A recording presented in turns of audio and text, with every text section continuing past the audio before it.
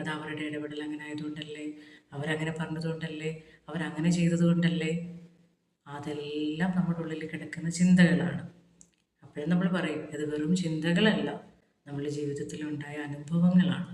Yes, അങ്ങനെയുള്ള മോശം അനുഭവങ്ങൾ ഉണ്ടാകുമ്പോഴും ഒരു പോസിറ്റീവ് മനോഭാവത്തോടു കൂടി നമ്മളെ നിലനിർത്തുക എന്ന് പറയുന്നത് ഏറ്റവും അത്യാവശ്യമാണ്.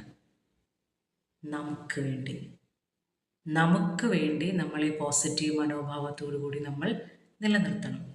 ചുറ്റുമുള്ള സാഹചര്യം നമ്മളെ ബുദ്ധിമുട്ടിക്കുന്നതാണെങ്കിലും മറ്റുള്ളവരുടെ ഇടപെടലുകൾ നമ്മളെ മോശമായി ബാധിക്കുന്നുണ്ടെങ്കിലും നമ്മുടെ ഉള്ളിലെ വെളിച്ചം കെടുത്താതിരിക്കുക എന്നുള്ളത് നമ്മൾ ഏറ്റെടുക്കേണ്ട ഒരു ഉത്തരവാദിത്വമാണ്.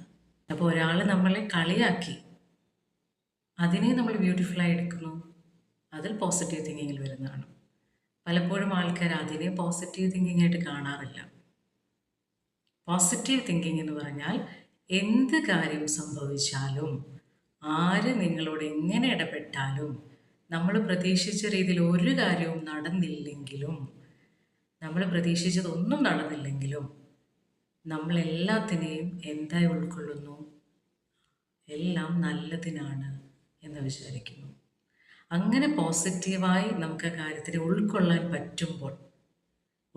പറ്റുമ്പോൾ നമുക്കതിനെ റിലേറ്റ് ചെയ്തിട്ടുള്ള സങ്കടം ഉണ്ടാവില്ല, നമ്മൾ സ്റ്റക്കാണെന്ന് തോന്നത്തില്ല, നമുക്കതിനെ പറ്റിയുള്ള കൺഫ്യൂഷനോ ടെൻഷൻസോ ഇനി എന്ത് ചെയ്യും തുടങ്ങിയിട്ടുള്ള ആവലാതികളൊന്നും ഉണ്ടാവില്ല.